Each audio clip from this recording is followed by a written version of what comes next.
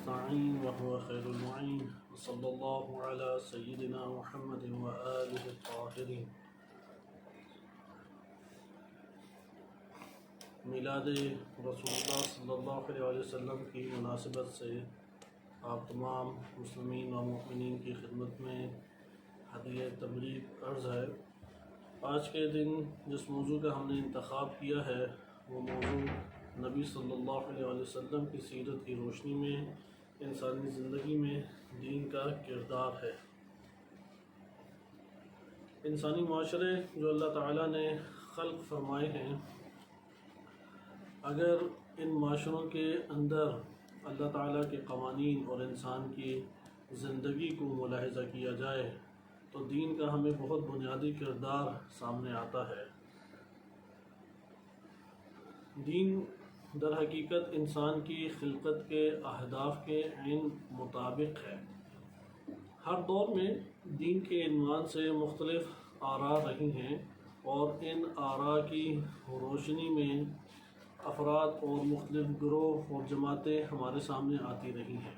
جیسے آج کے دور میں معاشرے اس دنیا کے اندر زندگی بسر کر رہے ہیں، اسی طریقے سے ہر دور میں کرۂ ارض کے اوپر کئی قومیں زندگی بسر کرتی رہی ہیں۔ سب کا ہی دین کے عنوان سے کوئی نہ کوئی موقف ہوا کرتا تھا اور دین کے مد مقابل بھی وہ اپنی ایک رائے اور نظریے کو رکھتے تھے۔ ابھی ہم یہاں پہ دین کے کردار کو براہ راست مد نظر رکھتے ہیں اور دیگر موقف اور دیگر آراء کو ترک کرتے ہیں کہ دیگر کیا نظریات اس ضمن میں پائے جاتے ہیں۔ اللہ تعالیٰ نے جب انسان کو اس زمین کے اوپر آباد کیا تو اللہ سبحانہ وتعالیٰ کے پیش نظر کوئی نہ کوئی مقصد تھا، کوئی نہ کوئی ہدف تھا۔ ایسا نہیں ہے کہ انسان پہ زمین کے اوپر انسان کو اللہ تعالیٰ نے بیکار میں اور جانوروں کی طرح چرنے کے لیے ادھر ادھر گھومنے پھرنے کے لیے خلق کر دیا ہو۔ اصلاً ایسا نہیں ہے۔ اگر آپ دین کی نقطہ نظر سے آتے ہیں تو سب سے پہلا امر جسے ہمیں جاننے کی ضرورت ہے وہ یہ ہے کہ ہم اس دنیا میں کیوں آئے ہیں، کیوں اس دنیا کے اندر اللہ تعالیٰ نے ہمیں خلق کیا ہے، کیا ہم نے اس دنیا میں آ کے کرنا ہے۔ کیونکہ یہ بات جانتے ہیں ایک معین مدت کے لیے ہم اس دنیا میں ہیں، اس کے بعد چلے جائیں گے۔ چاہے اس بات کو قبول کریں قبول نہ کریں، اس کی طرف توجہ کریں توجہ نہ کریں، کوئی فرق نہیں پڑتا، کیونکہ جو معین مدت ہے اس مدت میں نہ آگے تاخیر ہو سکتی ہے اور نہ ہی اس میں جلدی ہو سکتی ہے۔ وَلَن يُؤَخِّرَ اللَّهُ نَفْسًا إِذَا جَاءَ أَجَلُهَا کہ اللہ سبحانہ وتعالی جب کسی نفس کا وقت اجل آ جاتا ہے، وقت موت آ جاتا ہے تو ایک لحظے کے لیے بھی اس میں تاخیر نہیں کرتا۔ یعنی یہ وہ وقت ہے کہ جو نہ دعا سے ٹلتا ہے نہ صدقات سے ٹلتا ہے۔ ایک وقت ہے کہ جس میں ممکن ہے کہ کوئی گناہ کیے تو وقت موت پہلے آئے، ممکن ہے کہ ثواب کیا، کوئی صدقہ دیا، دعا کی، وقت موت بعد میں آئے۔ لیکن یہاں پہ جو آپ کی خدمت میں عرض کیا جا رہا ہے یہ اٹل ہے، یہ معین ہے، اس میں کسی قسم کی بھی کمی بیشی کی گنجائش نہیں ہے۔ ہم جب اس امر کو جان گئے، یہ پہلے بات آ گئی کہ دنیا کے اندر ہم بدون مقصد خلق نہیں ہوئے، کسی نہ کسی مقصد کے لیے، کسی نہ کسی ہدف کے لیے اللہ تعالیٰ نے ہمیں خلق کیا ہے۔ نمبر 2، وہ خلقت کا ہدف کیا ہے؟ اس زمین کے اوپر زندگی کی آبادکاری کا ہدف کیا ہے؟ کیوں اللہ نے انسان کو زمین پر اترنے سے پہلے ایک کنبے کی شکل دی؟ کہ آپ جانتے ہیں کہ جناب آدم علیہ السلام ابھی زمین پر نہیں اترے تھے، جناب حوا کو ان کے لیے خلق کیا گیا اور جنت میں باہم زندگی بسر کرتے تھے۔ اس کا یہ مطلب ہے کہ انسان تنہا زمین کے اوپر نہیں آیا، ایک کنبے کی صورت میں آیا ہے، اسی کنبے سے معاشرہ بنتا ہے۔ لہذا معاشرہ انسان کی اولین ضرورت ہے۔ نظریات مختلف ہیں کہ یہ جو ضرورت ہے ہمیں کنبے کی، معاشرے کی، یہ حقیقی معنی میں ہے یا بعض بیرونی اسباب ہیں، ہمارے نفس سے باہر کوئی بیرونی اسباب ہیں جس کی وجہ سے ہمیں باہم زندگی بسر کرنے پڑتی ہے۔ بہرحال متفق ہیں اسلامی مفکرین بھی اور اکثر بیشتر غربی مفکرین بھی اس بات کے اوپر متفق ہیں کہ انسان کی بالآخر ضرورت ہے، وہ معاشرے کے بغیر زندگی بسر نہیں کر سکتا۔ لہذا اللہ تعالیٰ نے انسان کو جب اس دنیا میں کنبے کی صورت میں زندگی عطا کی اور معین مدت کے لیے زمین کے اوپر ٹھہرایا، تو اس مدت میں اللہ تعالیٰ انسان کے خلقت کے پیش نظر جو اہداف مد نظر ہیں، اغراض اور مقاصد مد نظر ہیں، ان کی تکمیل کس طریقے سے ممکن ہے، وہ تدبیر الہی کیا ہے کہ جس کے ذریعے سے ہر جنم لینے والا انسان اس دنیا میں وہ ایک طرف رخ کر کے نشوونما پا رہا ہے۔ ہر شخص جو اس دنیا کے اندر آتا ہے، جس طرح بیج اپنے اندر ایک درخت کو سموئے ہوئے ہوتا ہے، ہر پیدا ہونے والا بچہ جو انسان بننے کے لیے اس دنیا میں آیا ہے، وہ اپنے وجود کے اندر انسانیت کا گوہر اپنے اندر پوشیدہ کیے ہوئے ہے۔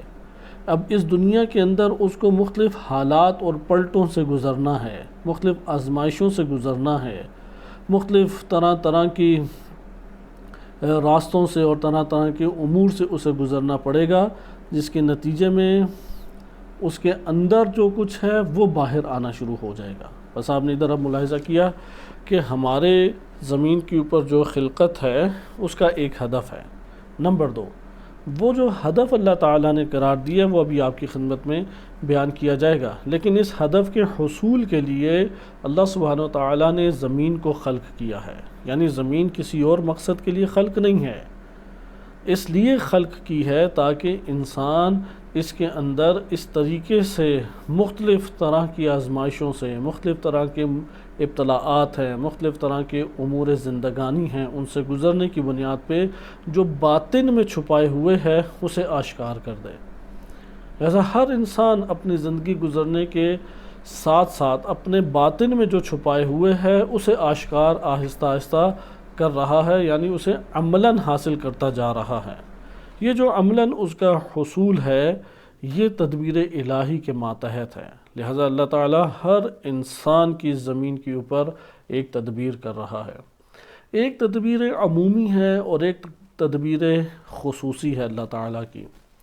جو تدبیر کرنے کو ربوبیت بھی کہتے ہیں کہ وہ رب العالمین ہے۔ رب ہونے کا تقاضا یہ ہے کہ اس نے جو مربوب ہیں اس زمین پر، اس کی مخلوق ہے اس زمین پر، وہ ان طور طریقوں کے مطابق نشوونما پائیں کہ جس کے لیے اللہ سبحانہ وتعالیٰ نے انہیں خلق کیا تھا۔ تدبیر عمومی کو ہم دین سے تعبیر کر سکتے ہیں۔ اللہ سبحانہ وتعالیٰ نے ہم سب کے لیے ایک عمومی تدبیر کی ہے کہ ان ضابطوں کے تحت چلو۔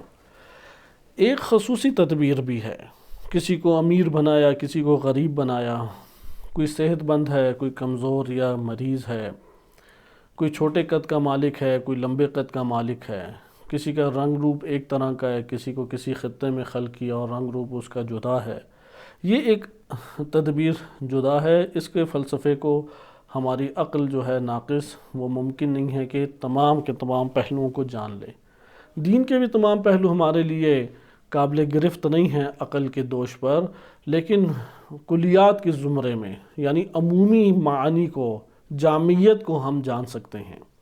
لہذا اب آپ اس جگہ پہ 2 نکات سے واقف ہو گئے کہ زمین کے اوپر ہر انسان وہ ایک معین مدت کے لیے ہے۔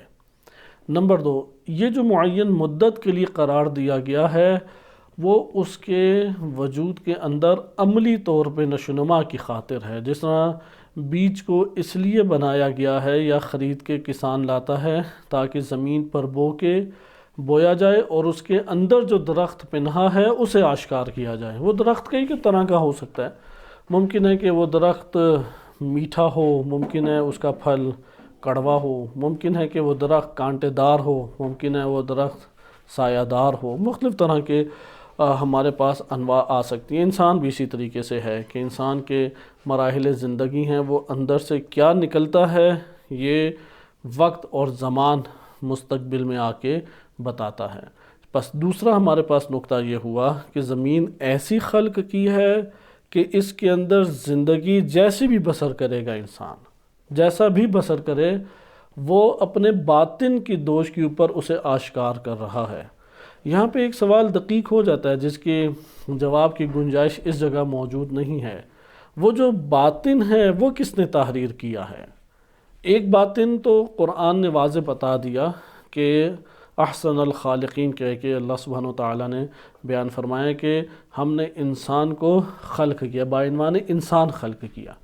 لیکن یہاں پہ جو آپ کی خدمت میں باطن کے عنوان سے ذکر کیا جا رہا ہے یا اشارہ کیا جا رہا ہے، وہ انسان میں بھی وہ آیا کامیاب انسان ہے، ناکام انسان ہے، کس سطح کا انسان ہے، آیا وہ طبقہ مومنین میں ہے اور ہدایت پانے والوں میں ہے، محتدین میں ہے، یا ضال اور مضل لوگوں میں ہے، گمراہ لوگوں میں ہے۔ یہ ساری کی ساری چیزیں اس کے باطن کے اندر موجود ہیں، اور یہ ساری کے سارے تحرکات زندگی کے مختلف اعمال ہیں، کھانا پینا، سونا جاگنا، خاندان کے اندر زندگی بسر کرنا، پڑھائی کرنا، جاب کرنا، نوکری کرنا، مختلف طرح کے مسائل پیش آتے ہیں، کبھی مال کے حوالے سے، کبھی تعلقات کے اعتبار سے، کبھی اپنی ذاتی رنجش ہے یا ذاتی وابستگیاں ہیں، مختلف طرح سے انسان الجھا ہوا ہے۔ یہ سب مل کے انسان کے اندر کے باطن کو عیاں کر رہی ہیں۔ اگر اللہ تعالیٰ نے زمین کے اوپر اس طریقے سے انسان کو الجھاؤ میں نہ لایا ہوتا، یعنی آپ ایسے کہہ لیں کہ انسان کو ایک ایسی جگہ پر اللہ نے بھیج دیا کہ جس کا ایک ایک ذرہ انسان کے وجود کے اندر سے اس کے باطن کو عیاں کرنے کا سبب بن رہا ہے، لہذا انسان اور انسانی معاشرے چار ناچار اسی طرف بڑھتے چلے جا رہے ہیں جو اپنے اندرون میں رکھتے ہیں، اپنے داخل، اپنے باطن میں رکھتے ہیں، چار ناچار اس کی طرف بڑھتے چلے جا رہے ہیں۔ تیسرا نقطہ، وہ ہدف کیا تھا انسان کا؟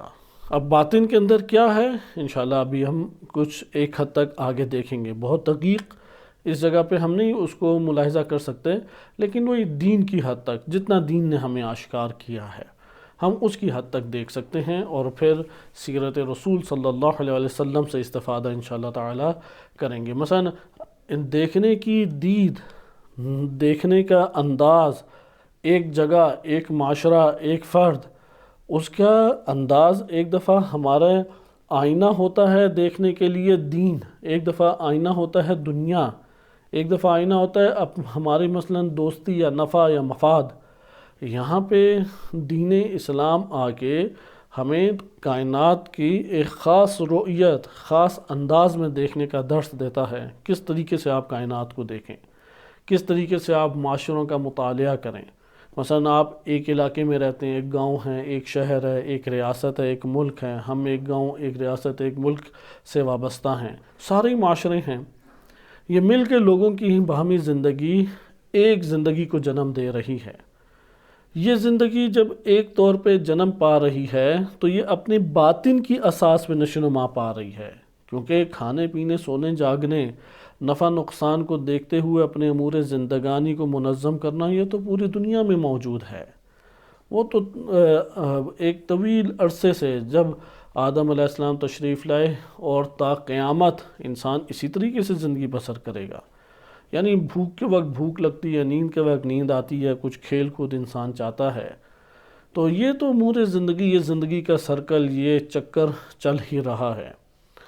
اسلام اس پہلو کے مطابق انسان کو دیکھنے سے ایک نوع معنی کرتا ہے کہ تم اس انداز میں نہ دیکھو، اس انداز میں تم جب خداوند متعال انسانی ہدف، اس کی خلقت کے اہداف اور مقاصد، اس سے کنارہ کش ہو کے دیکھو گے تو یہ نگاہ جو ہے یہ خطا ہے، یہ غلط نگاہ ہے۔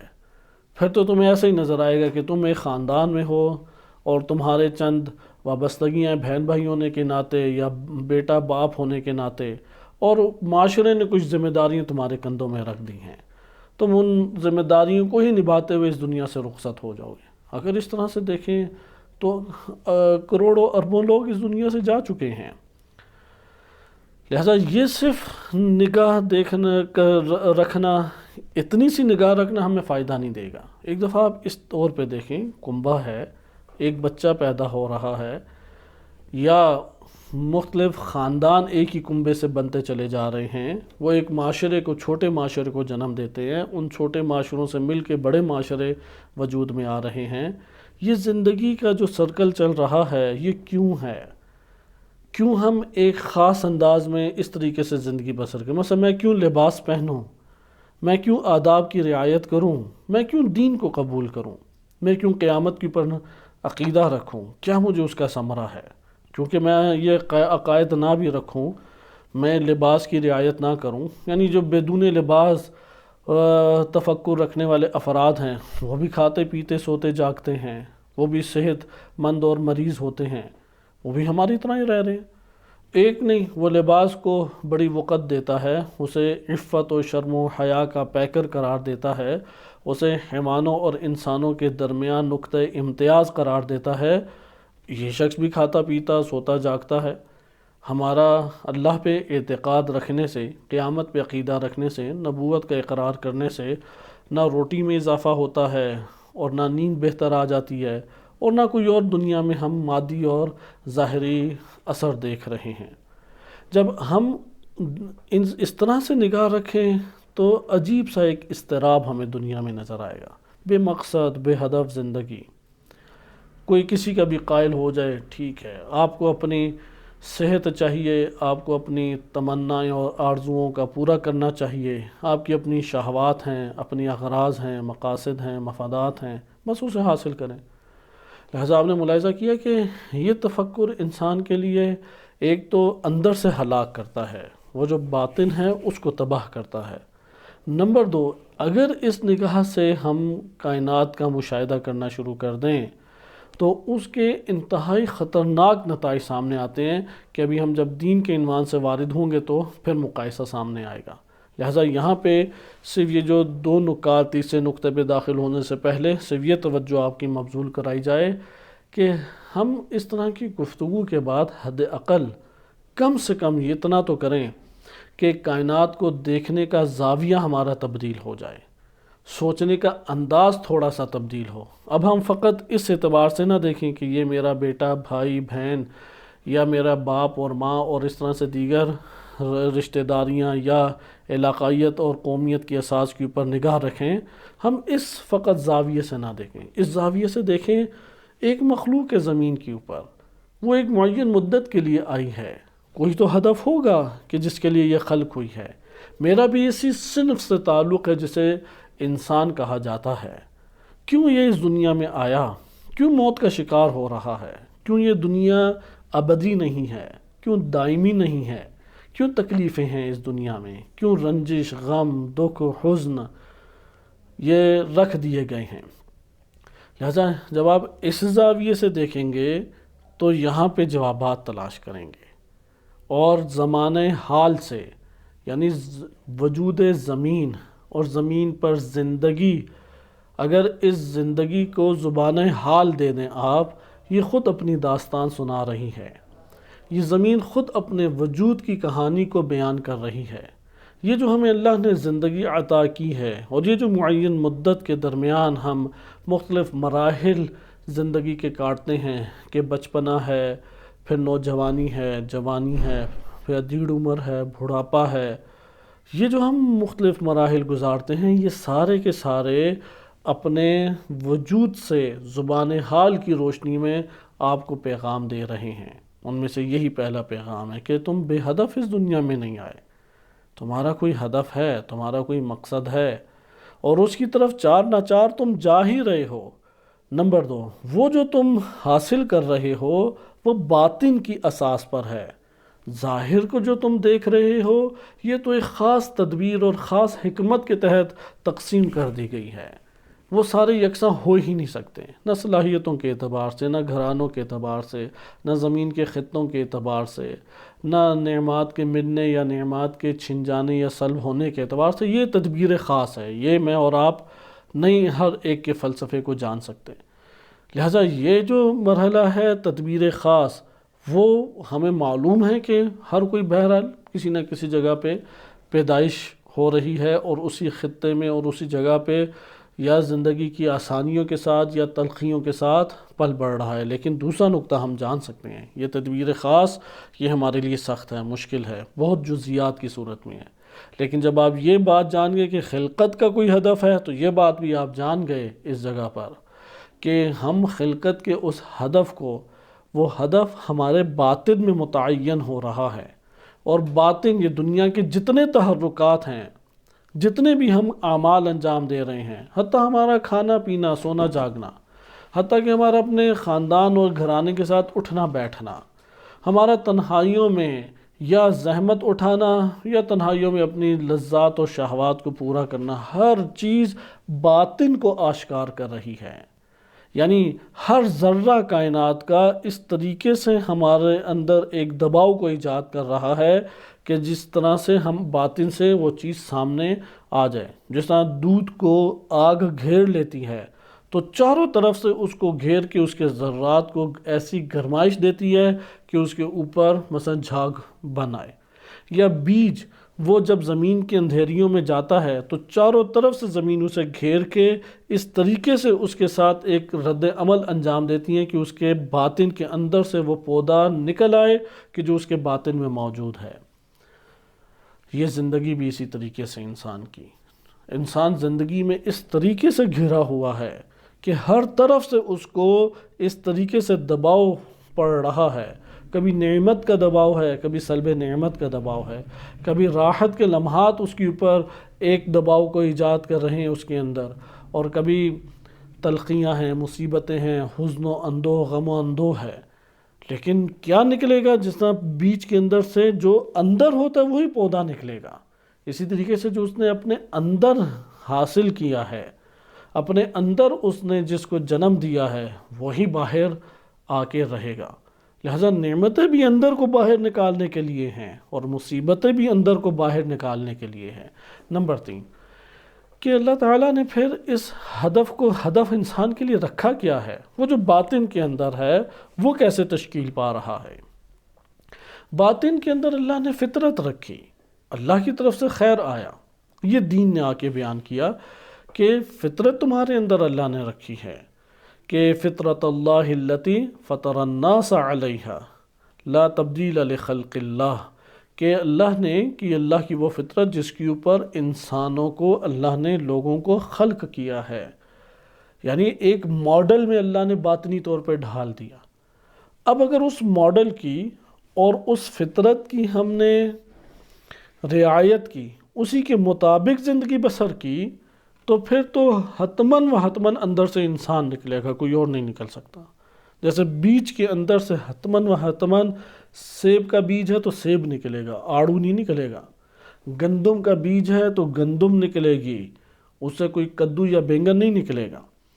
لہذا اسی طریقے سے اگر اس فطرت کی اساس کے اوپر ہم نے زندگی بسر کی تو حتماً و حتماً کیا چیز نکلے گی؟ انسان وہاں سے نکلے گا۔ لیکن فَأَلْهَمَهَا فُجُورَهَا وَتَقْوَاهَا، انسان بقیہ خلقت کے مجموعہ سے جدا ہو جاتا ہے باطنی طور پہ ایک آزمائش میں گرفتار ہونے کی وجہ سے، کہ اس کے باطن میں فطرت رکھ دی، فطرت رکھنے کے بعد تقوی کے بھی عناصر رکھے اور فجور کے بھی جراثیم رکھ دی اللہ تعالیٰ نے۔ باطن میں پھر اختیار دیا کہ دیکھو تم باطن میں جس کی فضا بناؤ گے، جس زمین کو فراہم کرو گے، دنیا کے حالات اسی کو ظاہر کر دیں گے۔ اگر باطن کے اندر فجور کو ہوا دی، باطن کے اندر فجور کی زمین ہموار کی، اس کی زمینہ سازی کی، اس کی ہم نے زمین کو سانچا اور اس کے اوپر فجور کے بیجوں کو اگایا، اس کی آبیاری ہم نے فجور کے جراثیموں کی تو اندر فجور اگ رہا ہے۔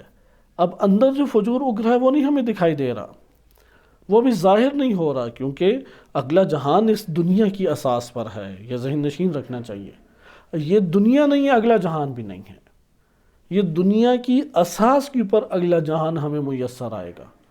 اور اس دنیا کے اندر اللہ تعالیٰ نے اب اس کو اس زندگی مادی میں، اس دنیاوی زندگی میں اس طرح سے گھیر دیا ہے کہ اندر جس شے کی آبیاری کی ہے، تقوی کی آبیاری کی ہے، تو اس کے وجود سے، اس کے عمل سے، اس کے کردار اور گفتار سے تقوی جھلکتا نظر آئے گا۔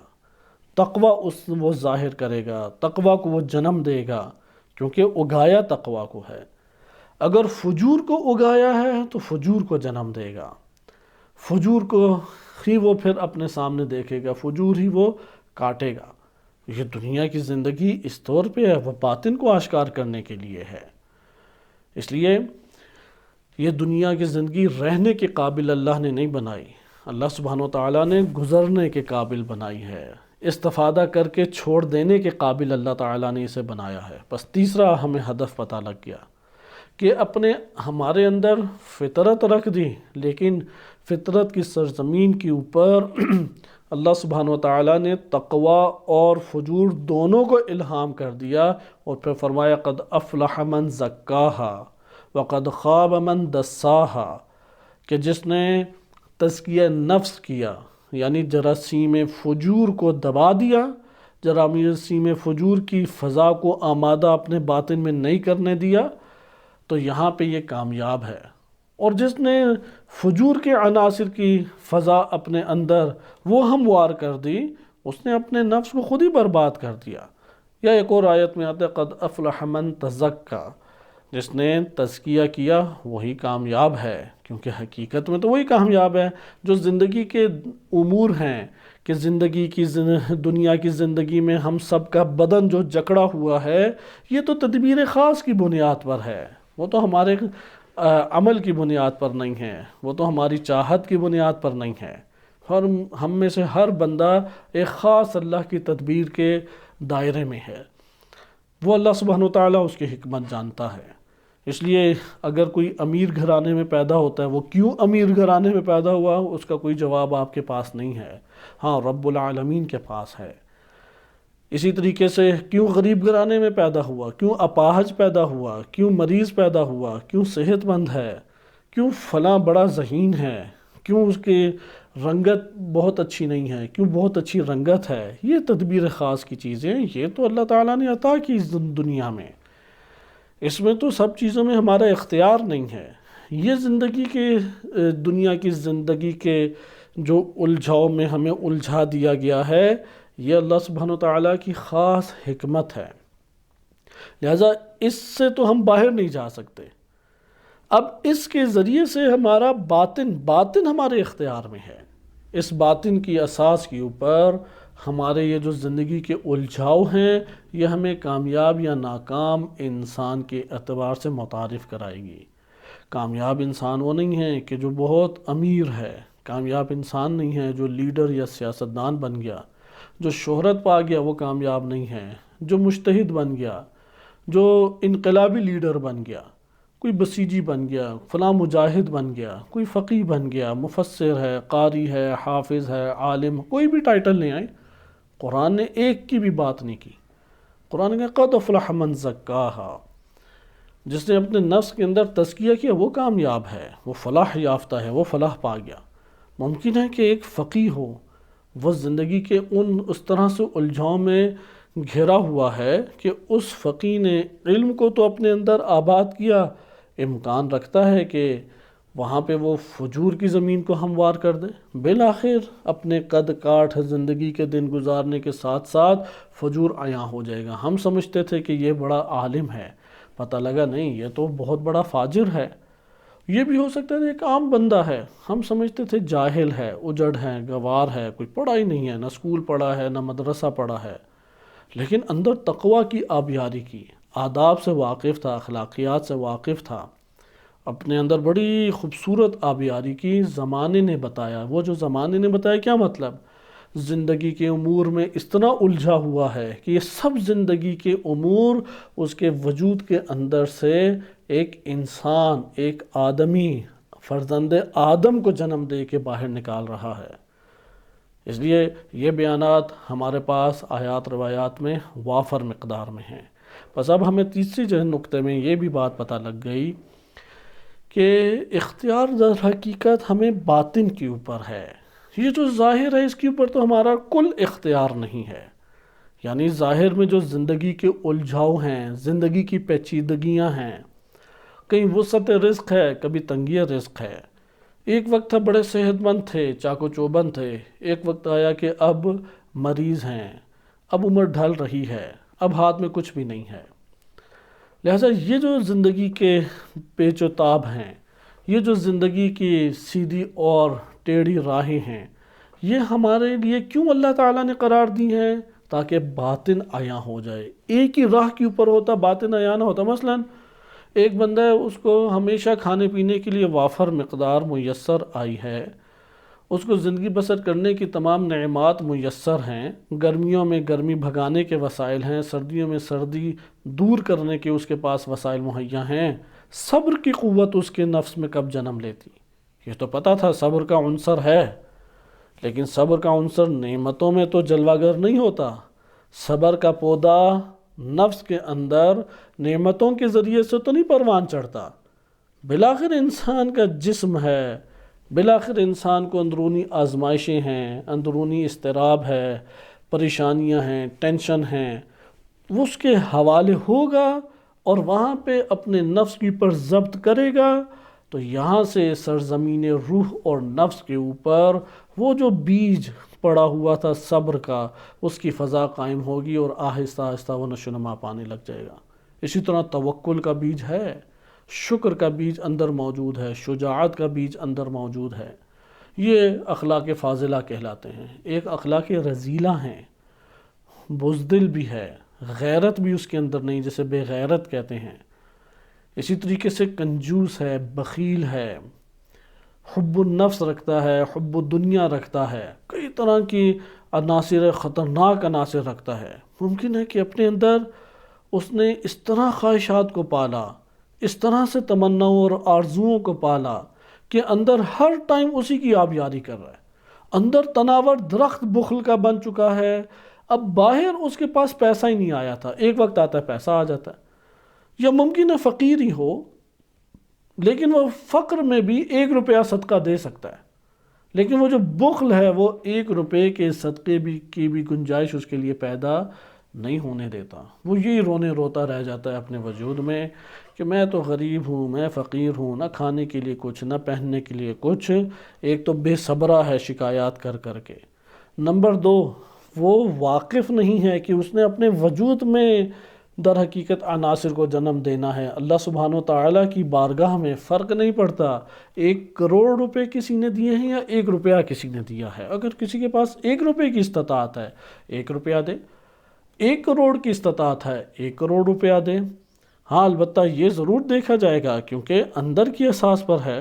1 کروڑ روپے دینے کی اساس ہے، وہ 100 روپیہ بھی نہیں دیتا، وہ 50 روپے پہ اپنے نفس کو راضی کر رہا ہے۔ نہیں، یہاں پہ ہمارے پاس معیار کیا آئے گا کہ نفس کے اندر تم دیکھو کہ تمہارے کیا اللہ تعالیٰ نے وسعت دی ہے، کیونکہ غریب کے پاس تھے ہی 10 روپے، اس کا کل اثاثہ اتنا تھا، اس لیے وہ جب 1 روپیہ خرچ کرے گا تو اس نے اپنے نفس کے اندر وہ احساس رکھتا ہے کہ میرے پاس اس قلیل تھا، اس قلیل میں بھی میں نے صبر کرتے ہوئے عطا کیا بارگاہ الہی میں۔ لیکن یہ شخص تو بہت وسعت رکھتا ہے، اسے تو اگر وہ 1 لاکھ روپے بھی دے دے تو جانتا ہے کہ کوئی کمی نہیں ہوگی، لیکن نفس میں بخل کا وہ جڑ نہیں کاٹ پا رہا۔ 50 روپے دے کے تو بخل کی جڑ نہیں کٹے گی، ضروری ہے کہ اس مقدار کا دے کہ اندر اس کو صبر جھیلنا پڑے، اس مقدار کا دے کہ جس سے اگلے کو فائدہ ہو، جس سے اس کے ایمان کی تازگی اور رونق نمایاں ہو۔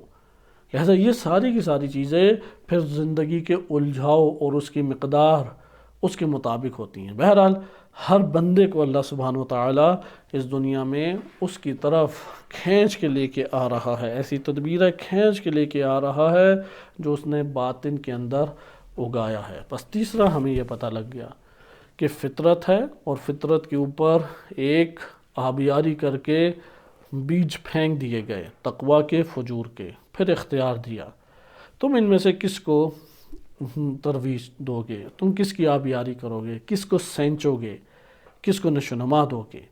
ایک طرف فطرت ہے، ایک طرف خواہشات نفسانی شدت کے ساتھ ہے، آگ ہے ایک وجود روح کے اندر، جسم کے اندر یہ نہیں ہے، روح کے اندر ایک آگ اللہ تعالیٰ نے رکھ دی جو خواہشات نفسانی سے تعبیر ہے۔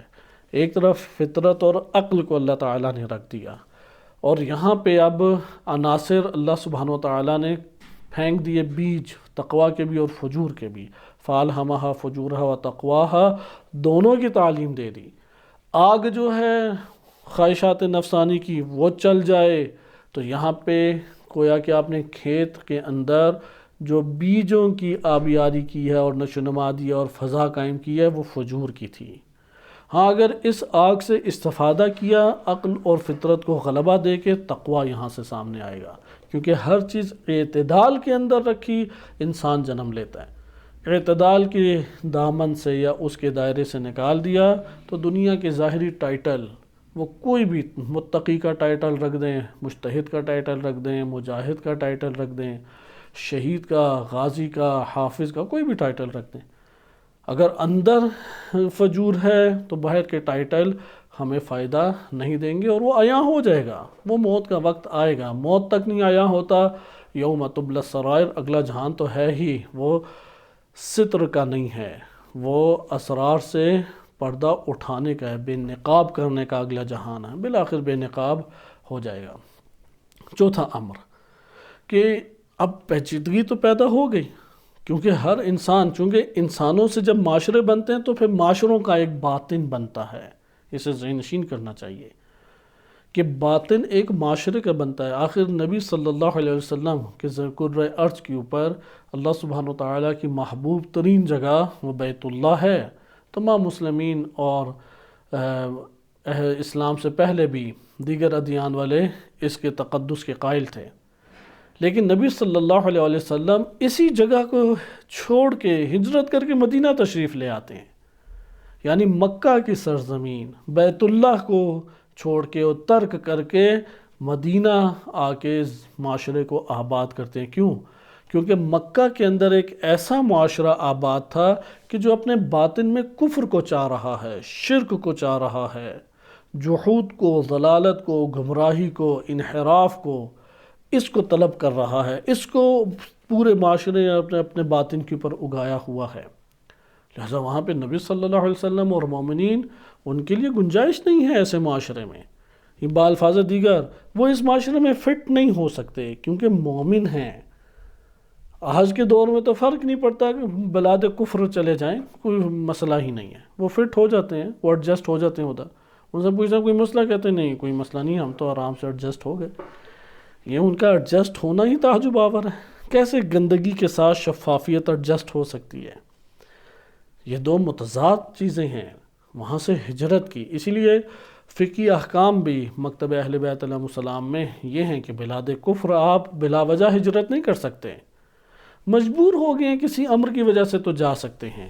اس لیے آپ یہ فقہی احکام مطالعہ کریں فقہا کے، اس میں انہوں نے فتاویٰ واضح طور پہ دی ہیں، بلاد کفر میں آپ بلا وجہ منتقل نہیں ہو سکتے، اگر دین کو خطرہ ہے تو پھر تو جانا ہی حرام ہے۔ لہٰذا اگر جا سکتے ہیں تو اس شرط پر ہے کہ دین کو خطرہ موجود نہیں ہے۔ خیر، یہ آپ کے سامنے ایک بات آئی کہ انفرادی پہلو سے نکل کے آپ معاشرے کے پہلو میں آ جائیں۔ حتیٰ ہمارا کنبہ اسی طرح ہے، کنبے کے اندر اگر ہم یہ رکھیں کہ یہ مال کی اساس کے اوپر سارے جذبات دکھائے جائیں، مال کی اساس کے اوپر لڑائیاں مول لی جائیں، طعنہ تشنیع کر دی جائے، یا اپنے آرام اور اپنی حاکمیت کی خاطر کنبے کے اندر ہم مسائل کھڑے کر دیں، کیونکہ کنبہ وہ سب سے چھوٹا معاشرہ ہے، یعنی معاشرے کی جڑیں ہر انسان کا کنبہ ہے، یہ جڑیں کاٹ دے پورا معاشرہ گر جائے گا۔ جیسے غرب نے ابھی اس ٹائم یہ کام کیا ہے کہ اس نے معاشرے کو تباہ کرنا شروع کیا ہے، جیسے کہ ابھی پاکستان میں بھی ایک فحاشی کے اوپر مشتمل بل پاس ہوا ہے، وہ گویا کہ معاشرے کے اندر خاندان کی جڑیں کاٹ رہا ہے، وہ گر جائے گا، پورا معاشرہ گر جائے گا، یعنی عذاب کا شکار ہو جائے گا۔ اب کنبہ ہمارے ہاتھ میں ہے، آپ اپنے خاندان میں دیکھتے ہیں ایک بندہ، ایک فرد کنبے کا برملا طور پہ گناہوں کو انجام دے رہا ہے، سارے خاموش ہیں، یار اس کا اپنا مسئلہ ہے، ذاتی مسئلہ ہے۔ ایک بندہ ہے حرام کما رہا ہے، تم بھی چھوٹی سی کر دیتے ہیں، کوئی اور مسئلہ ہی نہیں اٹھاتا اسے۔ لیکن ایک وقت جائیداد کا مسئلہ آ جاتا ہے، اور جائیداد کا جب مسئلہ آتا ہے تو اس کو اتنا سنجیدہ لیتے ہیں، اتنا سنجیدہ لیتے ہیں، سارے آپس میں لڑ پڑتے ہیں۔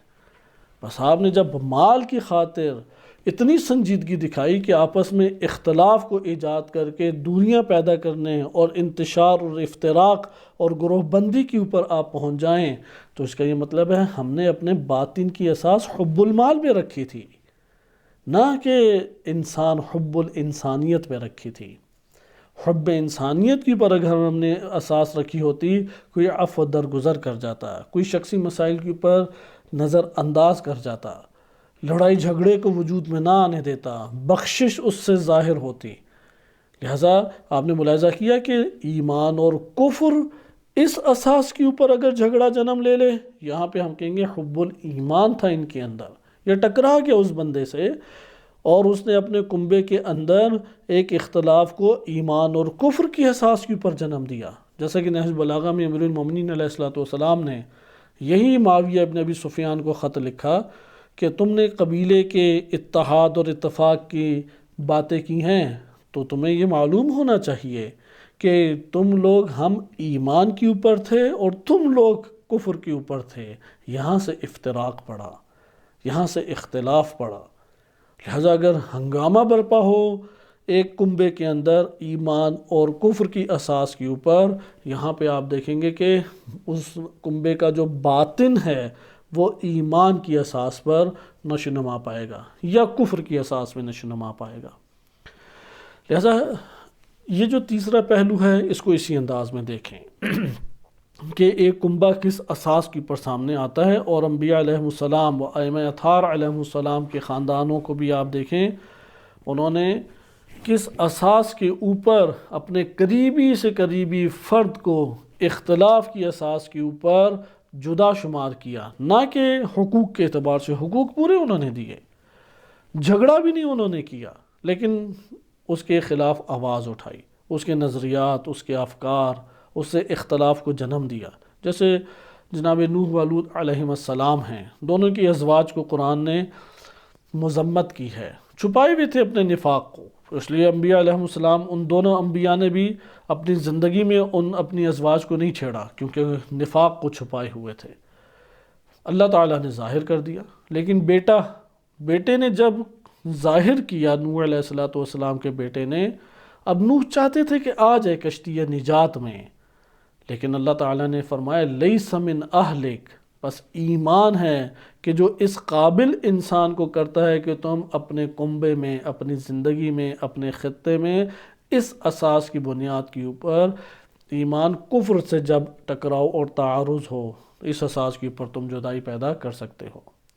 یہ ہمارے پاس تیسرا نقطہ ہوا کہ تیسرے نقطے میں یہ بات بیان کرنا مقصود تھی کہ معاشرے کے وجود بھی باطن کی اساس پہ پنپتا ہے۔ روڈیں اچھی بنا لینے سے، بڑے مکان وسیع کھڑے کرنے سے، اعلیٰ اور اونچی، بلند و بالا، آسمان کو چھوتی بلڈنگیں اور عمارتیں بنا لینے سے معاشرے نہیں تبدیل ہوتے۔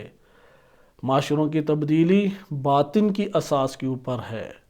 اگر باطن شرک ہے، کفر ہے، نفاق ہے، فسق و فجور ہے، اس اساس کے اوپر جنم لیتا ہے تو پھر وہ معاشرہ اپنا مستقبل وہ عذاب دیکھے گا، وہ مستقبل انتشار دیکھے گا، تباہی دیکھے گا، ہلاکت دیکھے گا۔ لیکن اگر اس کے مد مقابل ایک معاشرہ ہے، ممکن ہے ترقی یافتہ ہو، ادھر بھی اونچی بلند و بالا آسمان کو چھوتی بلڈنگیں ہیں، صاف ستھری روڈیں ہیں، بڑی بڑی یونیورسٹیز ہیں، اعلیٰ ترین ہسپتال ہیں، ماہرین سائنسی ترقی کے ساتھ ریاست کے اندر موجود ہیں، لیکن ہر شے کی اساس وہ دین ہے، وہ توحید ہے، وہ اطاعت کرتے ہیں نبوت اور امامت کی، اس اساس کے اوپر وہ معاشرہ عمومی زندگی بسر کر رہا ہے۔ آپ یہاں پہ دیکھیں گے کہ یہ جس کو جنم دے رہے ہیں وہ امنیت ہے، ایمان ہے، وہ برکت ہے، وہ نعمت ہے، وہ جنت ہے، وہ آسانیاں ہیں، رحمت ہے، اس کو وہ پھر جنم دے رہے ہیں۔ اس کو ہمارے مفکرین نے سنن تاریخ و سنن الہی کے عنوان سے بھی بیان کیا۔ سنن الہی و سنن تاریخ یہی اصل موضوع ہے کہ باطن معاشرے کے اوپر ایسے قوانین جو باطن معاشرے سے تعلق رکھتے ہیں، اور باطن جس کو طلب کرتا ہے اس کی اساس کے اوپر آپ کو اگلا نتیجہ ملتا ہے۔ یعنی باطن کو وجود دینے میں ہمیں اختیار ہے، لیکن جو نتیجہ حاصل ہوگا اس کے اوپر ہمیں اختیار نہیں ہے۔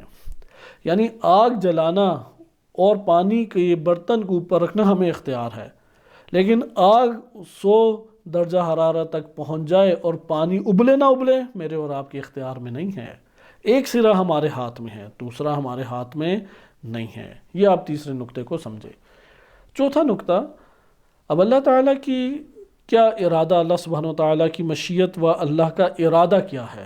ارادہ الہی یہ ہے کہ انسان جنم لے زمین کے اوپر، اور ہر شخص یا معاشرہ وہ باطن کی اساس کے اوپر سامنے آ جائے، لہٰذا اللہ تعالیٰ نے ایسی زندگی بنا دی۔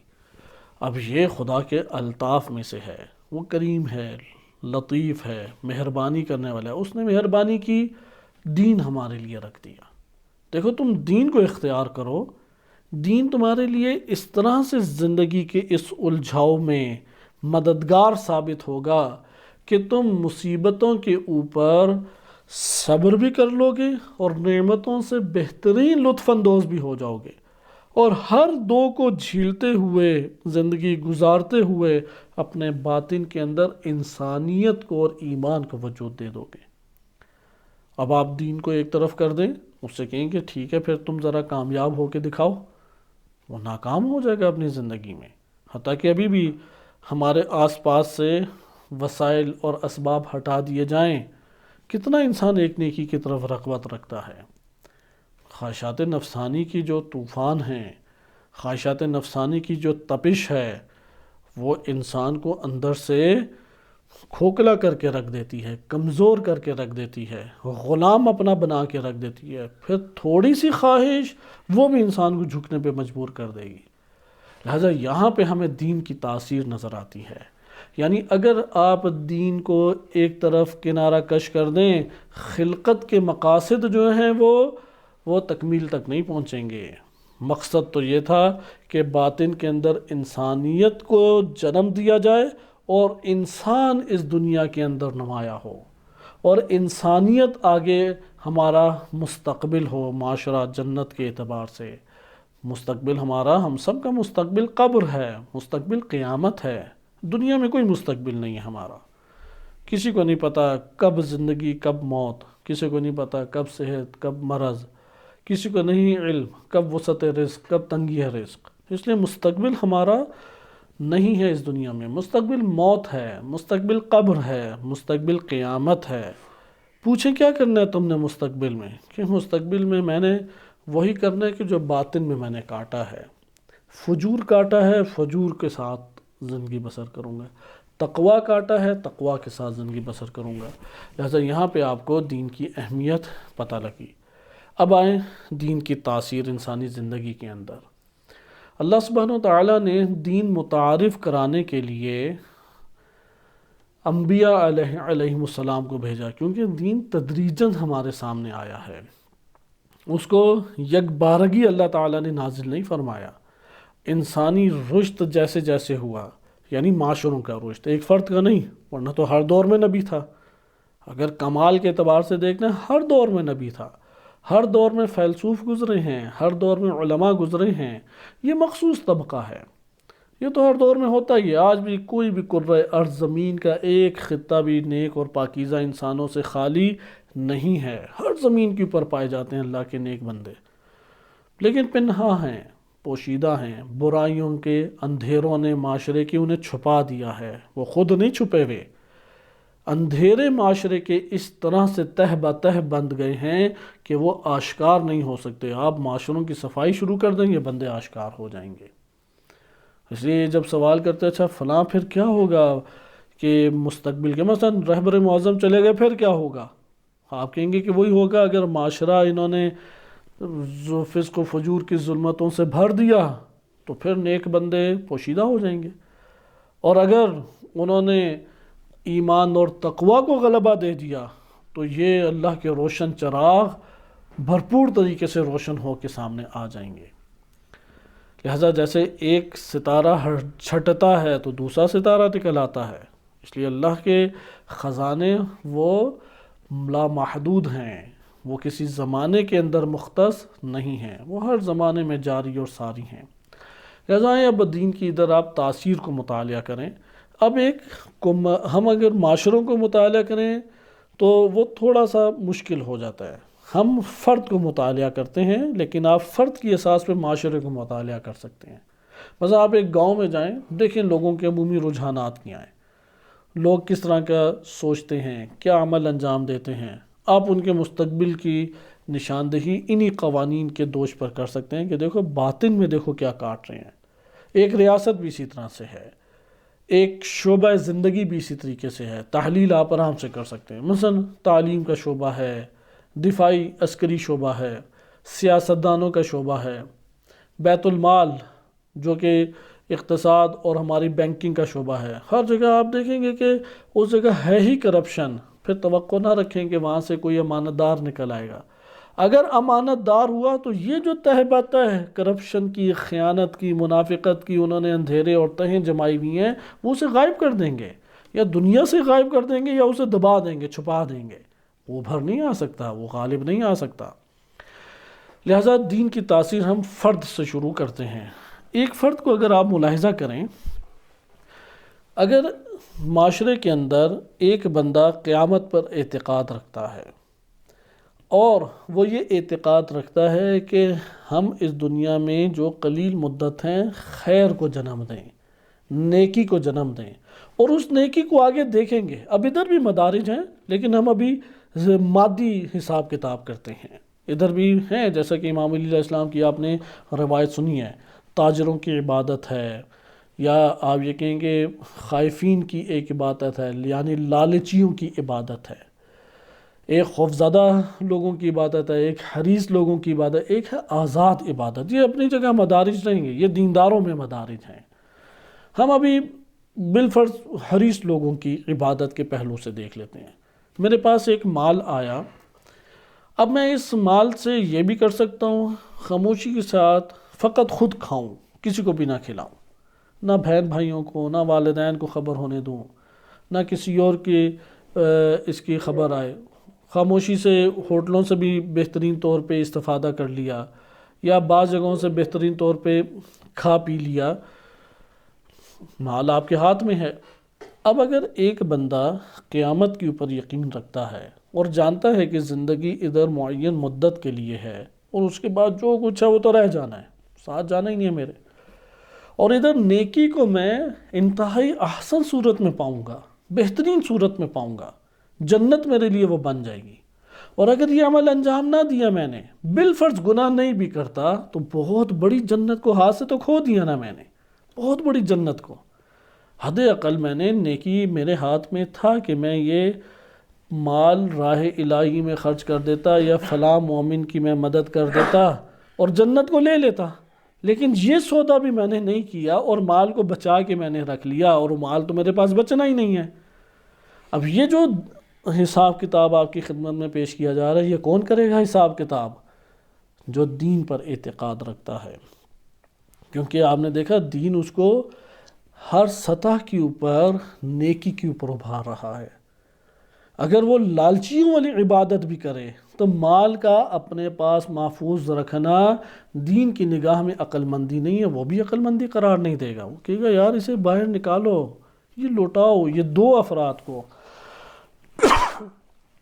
یہ ضرورت مند لوگوں تک پہنچاؤ، پاس تو یہ رہنا ہی نہیں ہے، اس کی تو بقا حاصل نہیں ہے.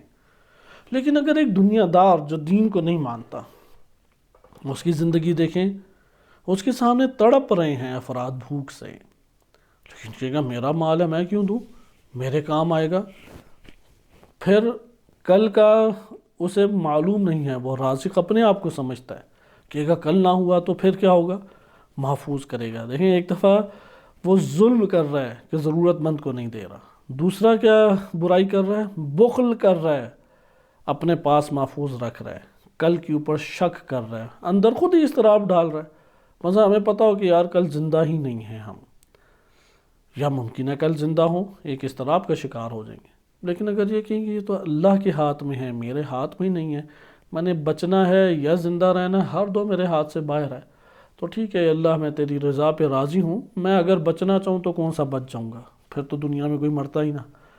اب یہ دیکھیں یہ دینی بندہ حساب کتاب کرتا ہے. لیکن دوسری طرف آپ غرب میں ایک آفت ہے اس حوالے سے، نفسیاتی مرض تمام امراض سے زیادہ غرب میں پایا جاتا ہے. یہی وجہ ہے اس کی، کیونکہ آخرت پہ اعتقاد نہیں ہے، دین پر اعتقاد نہیں ہے، سکون کی تلاش میں وہ لوگ مارے مارے پھرتے ہیں.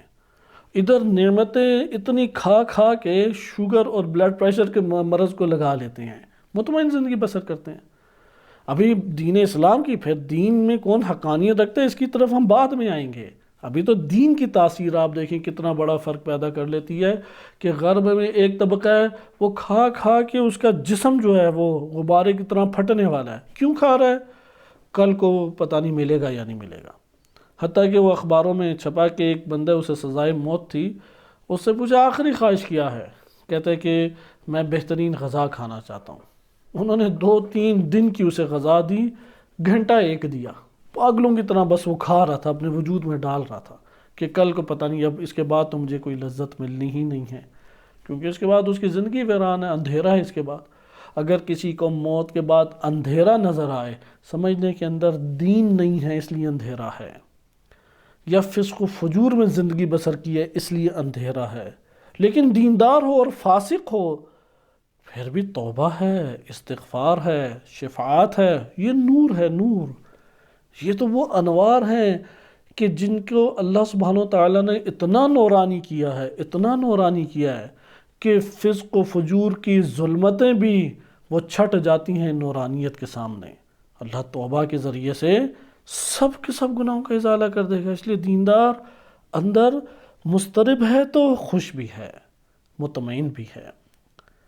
کاملاً مطمئن ہو جائے یہ بھی اس کے لیے ہے، لیکن مضطرب اور مطمئن ہو جائے یہ بھی۔ لیکن کافر جو غیر دیندار ہے، وہ کامل کا کامل وہ مضطرب ہے، کوئی اس کے پاس امید نہیں ہے، خالی کہہ کہے ویسے ہی لگا رہا ہے، خوش کرنے کے لیے۔ ڈاکٹر نے کہہ کہے لگاؤ، ہم سمجھ رہے ہوتے ہیں یار بڑی خوشی ہے، اندر سے غمگین بیٹھا ہوا ہے، ہمارے سامنے کہہ کہے لگا رہا ہے۔ تھوڑی سی اس کو ماحول ملا ہے، 1 گھنٹے کا ہوٹل کے اندر ماحول ملا ہوا ہے، 1 گھنٹے کے بعد بڑے بھاری پیسے دے کے پھر افسردگیوں میں اور رنجشوں میں آ جائے گا۔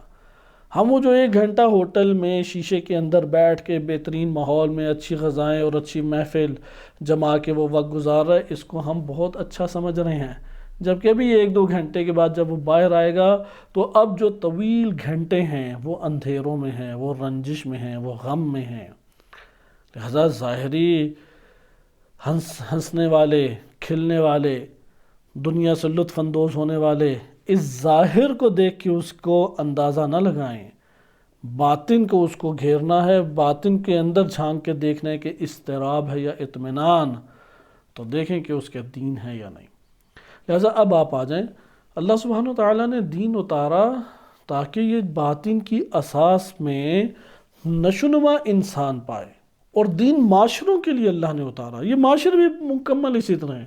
بعض معاشروں میں آپ کو اضطراب نظر آئے گا، جیسے کہ عالم اسلام اس وقت گھرا ہوا ہے، فسق و فجور کی وجہ سے گھرا ہوا ہے، ہر طرف آپ کو افراتفری کا دور ہے، خود غرضی پائی جاتی ہے، کرپشن پائی جاتی ہے، ناموس کے انسان کی حفاظت اب باقی نہیں رہی، خطرہ ہے مال اور ناموس کا۔ یہ سارے کے سارے جو جرائم ہیں یہ اس معاشرے کے باطن کے اندر ہم سب نے مل کے رقم کیے ہیں، کوئی اور باہر سے آ کے استعمار نے نہیں ڈالے۔ استعمار تو فضا بناتا ہے فقط، ایسا نہیں ہے کہ استعمار چلا جائے تو فوراً سارے امور ٹھیک ہو جائیں گے۔ ایران کی مثال آپ کے سامنے، موجودہ حالات سامنے ہیں، مثلا اس وقت پاکستان سے استعمار چلا گیا، ٹھیک سارے مسائل خود ہی حل ہو جائیں گے؟ نہیں، رقم کرنے پڑے گا تقوی کو، آبیاری کرنے پڑے گی تقوی کی، ایمان کی، باطن معاشرے میں۔ کیسے آبیاری ہوگی؟ اکثریت پاکستان کی سرزمین یا آپ کی سرزمین، کشمیر کی سرزمین، انڈیا کی سرزمین یا کسی اور ملک کی سرزمین میں اکثریت کنبے وہ جس سطح کے، جس طرز کی زندگی کو اختیار کرتے ہیں، وہ طرز زندگی اس معاشرے کے باطن کے اوپر ان کی تقدیر کو رقم کرتی ہے، اور وہی وہ پھر اس کو آ کے کاٹیں گے۔ لہٰذا یہ اکثریت کنبے کون سی طرز زندگی، کون سا موقف، کون سی فکر رکھتے ہیں، یہ مہم ہے۔ اس لیے آپ اگر افکار کی ترویج کرتے ہیں، اسے بے اثر نہ سمجھیں، بیکار نہ سمجھیں، آپ انسانیت والا کام کر رہے ہیں، آپ ان کو ہلاکتوں سے نجات دلانے والا کام کر رہے ہیں۔ مال دینا اتنی ارزش اور قیمت نہیں رکھتا، فکر دینا ایک مردہ روح کو زندہ کر دیتا ہے۔ مال سے تو چند میدوں کے اندر سکون کی فضا قائم ہوتی ہے، لیکن یہ جو مردہ روحوں کو زندہ کرتے ہیں، اسے فکر کی ضرورت تھی، فکر حقیقی کی، فکر قرآنی، فکر الہی کی ضرورت تھی۔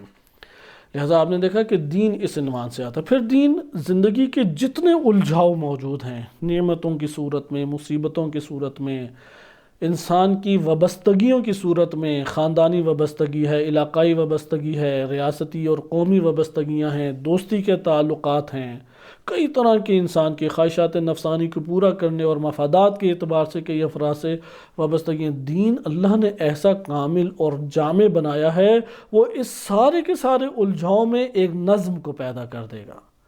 وہ ساری کی ساری چیزیں آپ کو انسان بنانے کے لیے کارآمد ہو جائیں گی۔ دین ایک معجزاتی چیز ہے، یہ میرے اور آپ کے بس سے باہر تھا کہ ایسا جامع دین لے آئیں۔ یہ اللہ کے عجیب الطاف میں سے ہے، جس کا جتنا شکر ادا کریں وہ ختم نہیں ہو سکتا۔ وَإِلَّا تو ایک صرف باپ اور بیٹے کی اور خاندان بہن بھائیوں کی وابستگی ہی مجھے ہلاکت میں ڈال دے، میں صرف ان کی خاطر بڑے سے بڑے جرائم کرنے کے لیے آمادہ ہو جاؤں۔ ادھر دین آ کے کہے گا ہاں تمہاری وابستگی بھی قائم ہونی چاہیے، ہاں وہ سکون بھی حاصل کرو، مدد بھی کرو، دیکھ کے خوش بھی ہو، غموں میں شریک بھی ان کے ہو، لیکن اس طریقے سے ہو۔ طریقہ دین بتائے گا آپ کو، اس طرح کا طریقہ بتائے گا، مجرم بھی نہ بنو، کام بھی ہو جائے اور نتیجہ بھی حاصل کرو۔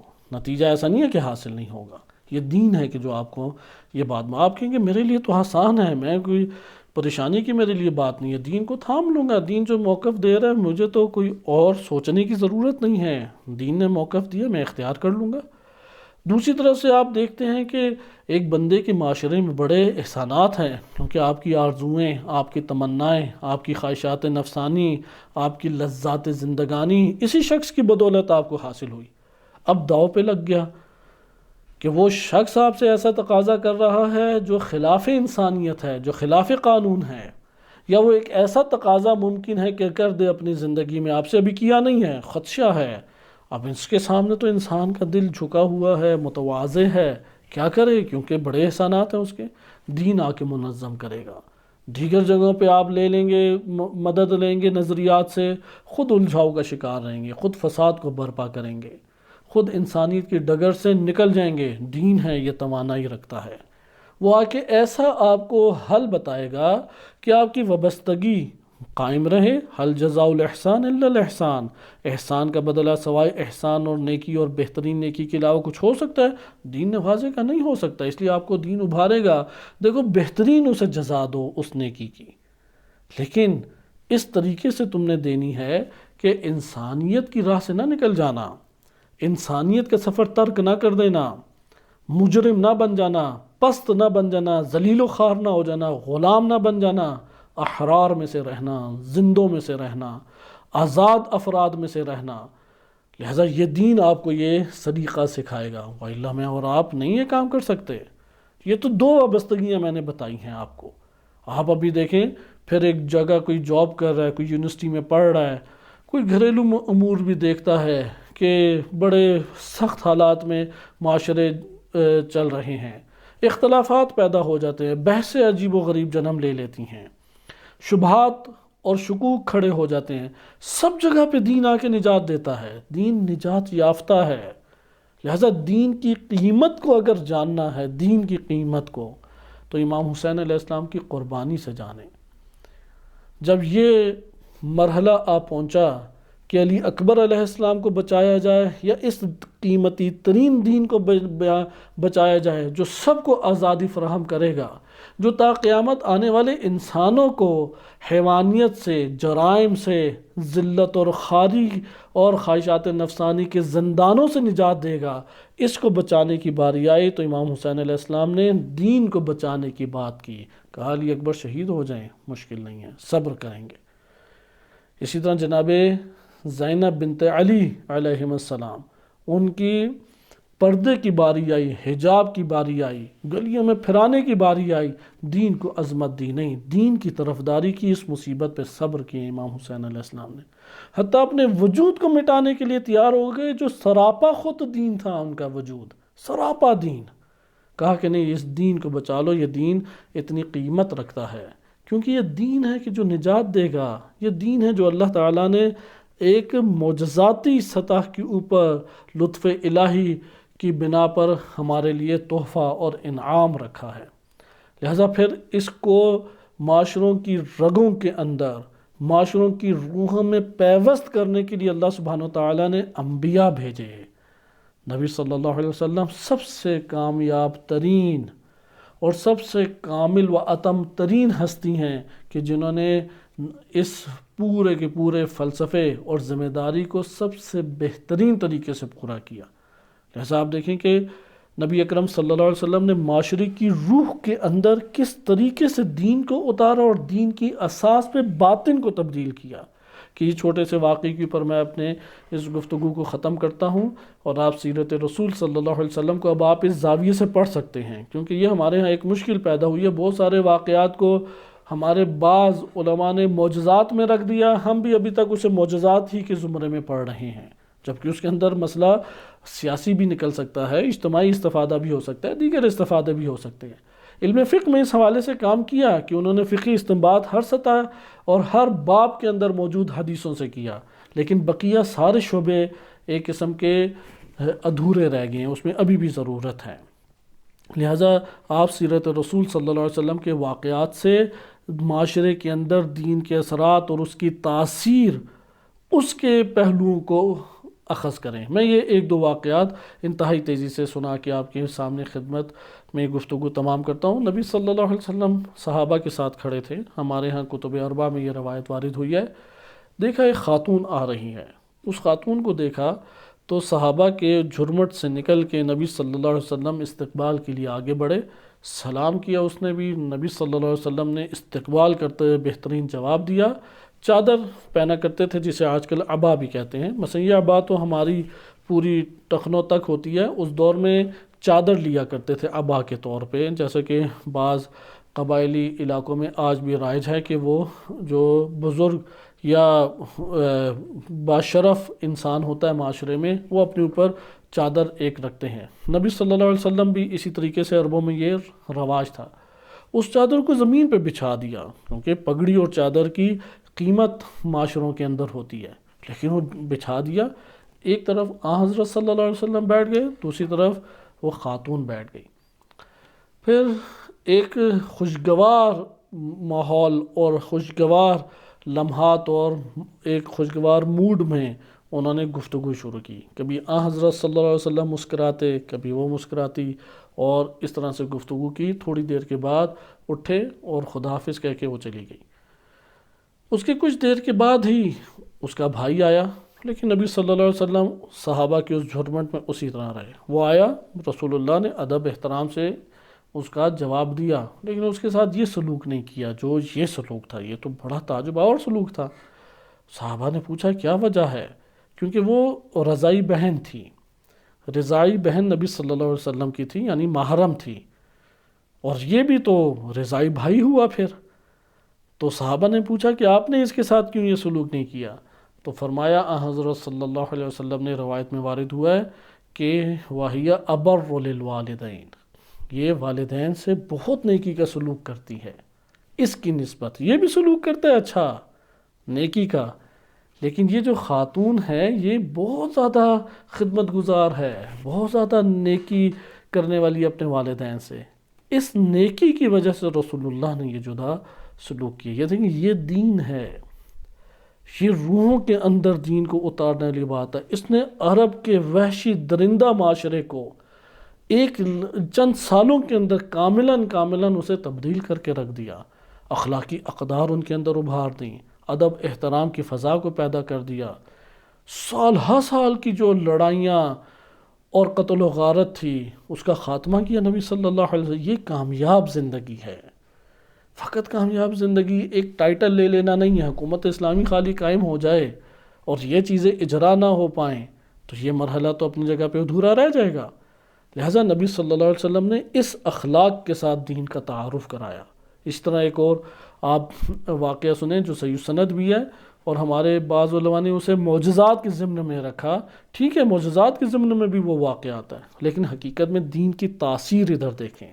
یہ جو واقعہ سنے گا وہ کیسے والدین کی تاثیر، والدین کی خدمت کرے گا۔ دین کی تاثیر دیکھیں، ایک مفاد پرست انسان تو والدین کو مرنے کے بعد بیچ آتا ہے، جیسے غرب میں دیکھا، وہ قیمت وصول کرتا ہے یا اولڈ ہاؤس میں پھینک کے آ جاتا ہے، اور پھر اگلا انجام اپنا بھی ویسا ہی دیکھتا ہے۔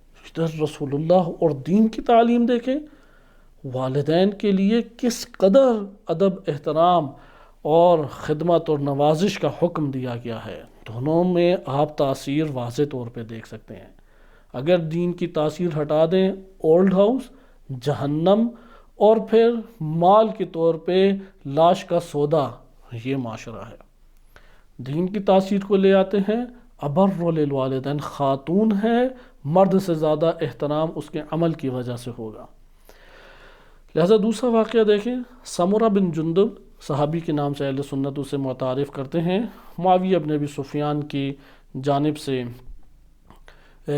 بصرہ کے اوپر حاکم بھی یہ شخص رہا ہے اور امیر المومنین علیہ الصلوۃ والسلام کے مخالفین میں شمار کیا جاتا تھا، یعنی نبی صلی اللہ علیہ وسلم کے بھی خوب ناراض کیا رسول اللہ کو بھی اس نے اپنی زندگی میں۔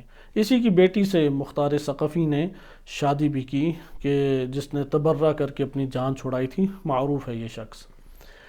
اچھا، یہ جو سمرہ بن جندب ہے یہ بڑا لالچی قسم کا تھا۔ اس کا دو واقعات صحیح سند ہماری کتب میں وارد ہوئے ہیں۔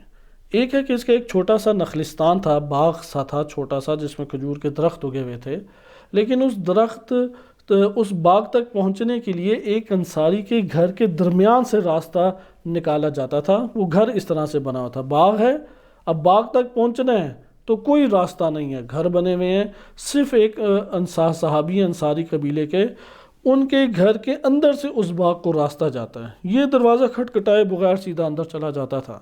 اس انصاری نے شکایت کی کہ مہربانی فرما کے آپ دروازہ کھٹکھٹا لیا کریں، ہم تھوڑا منظم اور مرتب ہو جائیں، بغیر اندر گھس کے اطلاع دیے گھس جاتے ہو۔ تو نہیں مانا وہ شخص، یعنی سمرہ بن جندب نہیں مانا، نبی صلی اللہ علیہ وسلم کی خدمت میں حاضر ہو گئے۔ رسول اللہ نے اسے پیغام پہنچایا کہ کھٹکھٹا کے جاؤ۔ اس نے کہا کہ نہیں، میری جگہ ہے، اس جگہ تک میں راستے سے گزرتا ہوں، راستہ تبدیل کرے۔ اب راستہ تبدیل نہیں ہو سکتا تھا، اس کا گھر ایسے بنا ہوا تھا۔ تو پھر نبی صلی اللہ علیہ وسلم نے سمرہ کو پیغام پہنچایا کہ تم یہ باغ مجھے بیچ دو، میں تم سے خریدتا ہوں۔ اس نے کہا نہیں، میں یہ فروخت نہیں کروں گا۔ پھر نبی صلی اللہ علیہ وسلم نے پیغام پہنچایا اسے، یہ فروخت کرو، ہر درخت کے بدلے جنت میں تمہیں اللہ سبحانہ و تعالیٰ درخت دے گا اور جنت تمہیں عطا فرمائے گا۔ کہا یہ سودا قبول نہیں ہے مجھے۔ دیکھیں یہ ہے دین اور دین کے مقابلے میں، وہ دین کو نہیں قبول کر رہا۔ ادھر نبی صلی اللہ علیہ وسلم اپنی شخصی حیثیت سے اسے کہہ رہے ہیں فروخت کر دو، حکم دے رہے ہیں کہ ایسا نہ کرو، پھر اسے سودا کر رہے ہیں آخرت کے بدلے، یعنی حریصوں اور لالچوں والی عبادت جو ہے اس کے ساتھ لانے کی کوشش کر رہے ہیں، کیونکہ وہ ابتدائی سطح عوام الناس جلد راغب بھی اس کے اوپر ہوتی ہے۔ ہم علماء بھی بہت سارے اسی کی سطح پہ زندگی بسر کر رہے ہوتے ہیں۔ آزادوں والی عبادت تو ایک مقام ہے، لیکن اس نے قبول نہیں کیا۔ نبی اکرم صلی اللہ علیہ وسلم نے پھر ایک اور صحابی کو کہا کہ ڈبل قیمت پہ اس سے خرید لو، نہیں اس نے مانا۔ رسول اللہ نے پھر اس پہ کہا کہ جاؤ اس کے پورے درختوں کو کاٹ دو، لا ضرر ولا ضرار، نہ اسلام کسی کو نقصان دیتا ہے نہ نقصان قبول کرتا ہے۔ اس کے سب درخت پھر کٹوائے، تب جا کے اس سے جان چھوٹی، کیونکہ بالآخر ناموس ہے اس کی انصاری کی گھر میں، حق بنتا ہے کہ کھٹکھٹا کے آئے۔ وہ مسلمان مومن کے نہ رسول اللہ کی بات مان رہا ہے، نہ عقلانیت کو اور ایمان اور دین کو قبول کر رہا ہے، اور ادھر ایک جھگڑا بھی کر رہا ہے۔ لہٰذا آپ دیکھیں یہ دین کی تاثیر ہے، ایک عزت، ایک شرف، ایک امنیت، ایک کنبے کو تحفظ دین آ کے دیتا ہے۔ یہ مادہ پرست ہوتا، قوت جما کے جو مرضی کر لے۔ اسی طرح یہ سمرہ بن جندب کے نبی صلی اللہ علیہ وسلم کی اونٹنی، غالباً قصوہ اس کا نام تھا، حضرت صلی اللہ علیہ وسلم اونٹنی پہ سوار ہوتے تھے، اترتے تھے تو کھلا چھوڑ دیتے، تو وہ اونٹنی، یہ بھی معتبر ہماری کتب میں حدیث آئی ہوئی ہے، الکافی کی ہے، تو وہ اونٹنی کوچوں میں اور گلیوں میں گزرتی، جہاں پہ اس کا دل کھانے کو کرتا وہاں پہ ہر مسلمان چیز اس کے سامنے وہ لے آتا، مثلا کچھ دانے ہیں، گندم ہے، کچھ چارہ ہے، تو مسلمان اسے دے دیتا اور وہ بھی اس سے اس وقت کھا پی کے رسول اللہ کے پاس واپس آ جاتی۔ ایک دفعہ وہ اس طرح کوچوں سے گلیوں سے نکلی تو یہ سمرہ بن جندب، اس کے تھیلا ادھر پڑے ہوئے تھے، یا دکان ٹائپ یا گھر ٹائپ تھی یا خیمہ تھا، اس کے اندر اس نے اپنی گردن گھسا کے کچھ لینے کی کوشش کی یا ڈھونڈنے کی کوشش کی۔ سامنے اس نے ڈنڈا پکڑا ہوا تھا، زور سے اونٹنی کے سر کے اوپر مارا، جس سے اس کا خون جاری ہو گیا۔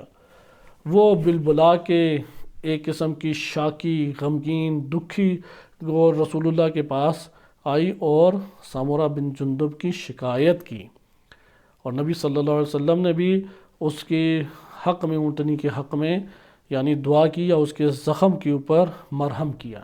اب آپ یہ دیکھیں کہ یہاں پہ دین اسلام یا نبی صلی اللہ علیہ وسلم یا ائمہ اہل بیت علیہم السلام حیوانات کے حقوق کو بھی آشکار کر رہے ہیں۔